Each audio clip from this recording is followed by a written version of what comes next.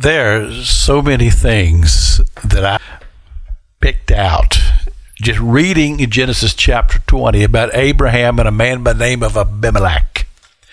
And I've just sat down and just began to write some notes, just take a note of things, because basically Abraham told Abimelech a lie. And he told him that his wife Sarah was not really his wife, but only his sister, which was a half-truth because she was his half-sister.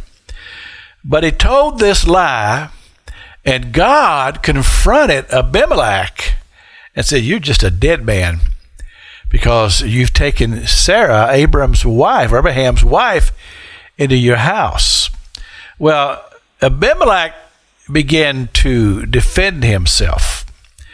And he used the words, he says, "the integrity of my heart."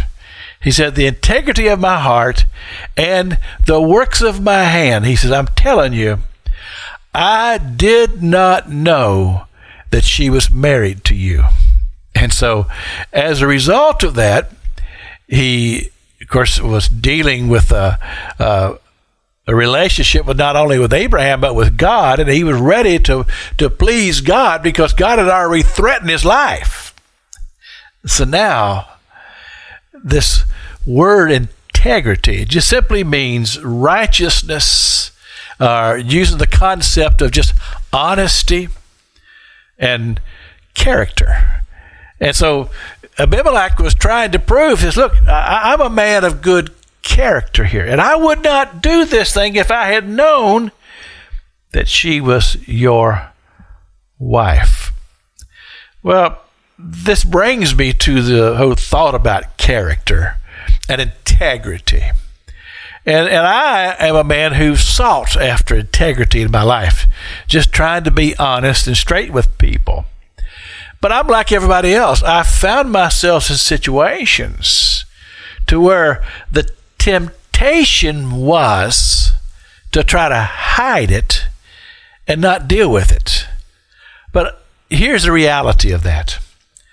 Every time in my life that I've tried to do that, it always goes south every time.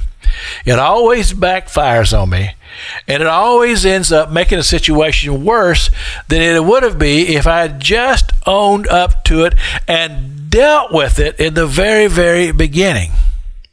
And I believe that's what Abimelech was attempting to do. When God revealed this thing to him, he goes to Sarah, he goes to Abraham, takes Sarah back, says, "I'm sorry, I did not know." You know, the scripture tells us to agree with your adversary quickly, lest, it says, a worse thing comes of it.